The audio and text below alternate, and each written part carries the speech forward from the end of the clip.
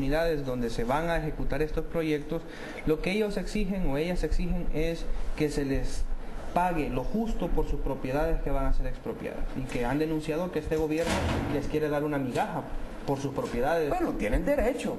Por ejemplo, en el caso de las represas, ahí tenemos que sentarnos a discutir con las comunidades y particularmente con los expertos en medio ambiente. Yo no lo soy, pero conozco las opiniones de destacados ambientalistas como el doctor Ángel Ibarra o el doctor Ricardo Navarro. Conozco también las opiniones de los párrocos, de los sacerdotes de las comunidades que han acompañado movimientos de protesta, movimientos de resistencia ciudadana frente a la posibilidad de que se construyan las represas o los proyectos mineros que se lleven a cabo. Con la minería yo tengo una posición clara. Nosotros no vamos a respaldar ningún proyecto de explotación minera que ponga en riesgo la salud de la población y deteriore el medio ambiente.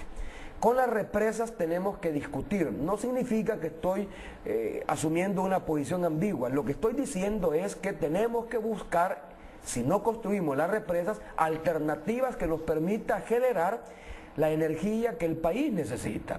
Tenemos una capacidad instalada de cerca de 960, 970 megavatios. No es suficiente para satisfacer la demanda, no solo de la industria, del comercio, sino que también la demanda de los hogares salvadoreños que necesitan de mayores proyectos de electrificación que les permita gozar de un bien esencial, de un servicio esencial como es el acceso a la energía eléctrica, especialmente en las zonas rurales. Ahora, ¿qué podemos hacer para combinar, por un lado, la demanda energética que ha crecido y por lo tanto la necesidad de aumentar la oferta energética de nuestro país, y por otro lado, las necesidades que tienen las comunidades de no ser afectadas en sus propiedades? Una salida como la que tú estás planteando, que tú has señalado que plantean las comunidades, que se le pague lo justo por las tierras, a mí me parece que se sostiene.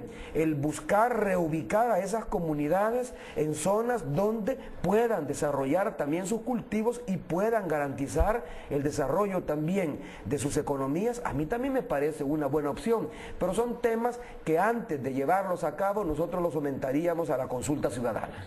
En el caso de los proyectos, y de hecho ha sido una campaña dura contra la posición del FMLN, en este caso de usted como candidato, el tema de Fosalud y Red Solidaria. Mauricio, quisiera que la población que nos está sintonizando esta noche escuchara de su propia voz cuál es la posición de Mauricio Funes ante el tema de la Red Solidaria y el Fosalud. Aquí lo dice nuestro programa de gobierno. Este programa de gobierno, Nace la Esperanza, viene el cambio, que fue aprobado por la Convención Nacional del FMLN y por lo tanto se convierte no solo en mi programa como candidato a la presidencia de la República, sino que en el programa del partido político que me lleva a mí y al compañero Salvador Sánchez Serén como candidato a la vicepresidencia de la República. Aquí estamos siendo claros.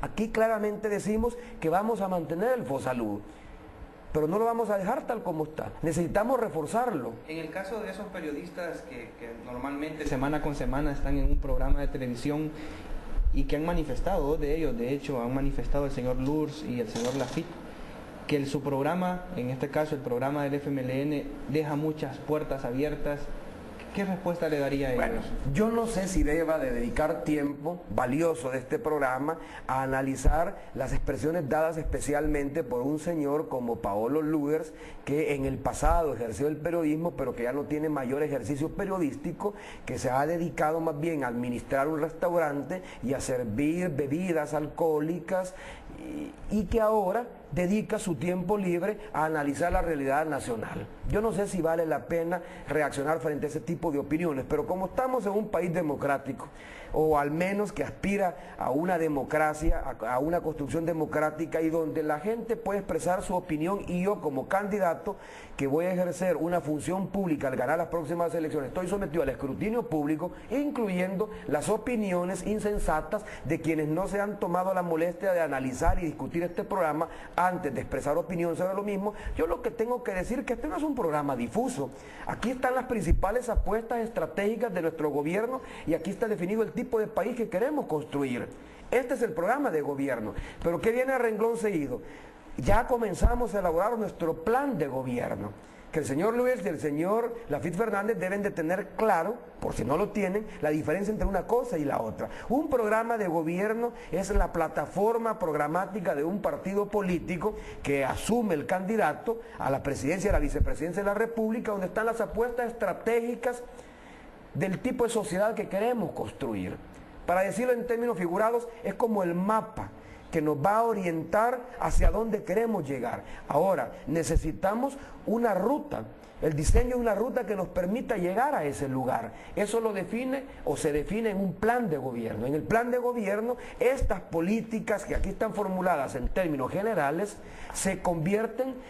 estas políticas se convierten en acciones concretas y se definen los recursos humanos, materiales y financieros que hacen posible el cumplimiento de estas políticas públicas. Se nos ha hecho la crítica de que ¿cómo vamos a financiar todo lo que está aquí? Aquí no hay ningún financiamiento. Aquí está la propuesta para garantizar ese financiamiento. Será en el desarrollo del plan del gobierno donde definiremos puntualmente cómo le vamos a hacer llegar más recursos al fisco para poder financiar las apuestas estratégicas que están contenidas en este programa. Este programa de gobierno nace de la consulta ciudadana a nivel nacional a través de diferentes mesas. Una de esas mesas, Mauricio, fue el tema de comunicaciones, que fue muy atacado por los medios, por las grandes corporaciones, tanto televisivas como radiales, contra aquellos medios comunitarios que necesitamos más espacio a nivel nacional para poder difundir nuestras producciones, sobre todo esas producciones que nacen de la comunidad. Sin embargo, en estos últimos días ha perdido acento esa información y se ha dejado a un lado. Ya dijeron que es un atentado, ¿verdad?, contra la libertad de expresión, dividir la pauta gubernamental en todos los medios. Sí, pero es comprensible esa posición. En el fondo son posiciones que se expresan a partir de los intereses que se defienden.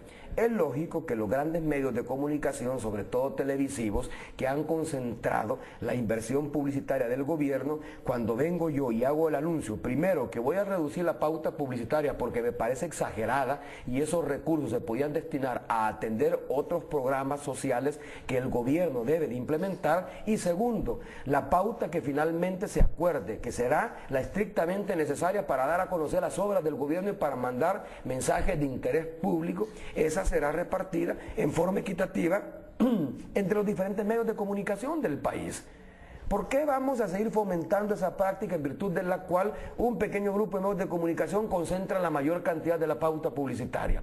Yo he sido periodista, he dirigido un medio de comunicación, he dirigido programas de noticias y una de mis grandes demandas desde el canal donde yo trabajé fue justamente criticar la asignación discrecional que han hecho los diferentes gobiernos de Arena con el propósito de castigar al medio de comunicación en función de su línea editorial, quitándole asignación publicitaria, o premiar a un medio de comunicación en función de su línea editorial, dándole más asignación publicitaria. Esa es una violación clara al artículo 13 sobre libertad de expresión, que claramente establece: ningún Estado miembro puede utilizar fondos públicos para castigar o premiar a un medio de comunicación en función de su línea editorial. Hay que recordar, y ustedes lo tienen que saber, que quien fue el promotor de la desaparición, de hecho, luego de un decreto legislativo de las radios comunitarias y participativas, es el presidente actual, que siendo presidente de la ANEP, presentó ante la Asamblea Legislativa un proyecto para ampliar el ancho de banda que sacaba de tajo a todas las radios comunitarias y participativas que justamente se ubicaban entre una frecuencia y otra, pero ampliar el ancho de banda sencillamente las volvía ilegales y obligó a las radios comunitarias y participativas tener que ser concesionarias de una sola frecuencia que se la reparten territorialmente. ¿Quién atentó contra la libertad de expresión del pueblo? Porque la libertad de expresión del pueblo no es la libertad de unos medios de comunicación para decir lo que se antoja, es darle posibilidades y medios a la población para que exprese sus puntos de vista. Y en ese sentido, yo he sido muy claro de apoyar el desarrollo de las radios comunitarias, de las radios participativas y también de los proyectos televisivos comunitarios que responden a las necesidades inmediatas de su localidad y muchas veces transmiten un mensaje de mayor interés para las comunidades que las radios o que las televisoras de carácter nacional, que suelen estar centralizadas en los problemas de la ciudad capital y pasan por alto la agenda municipal o la agenda local, que también es importante. En el tema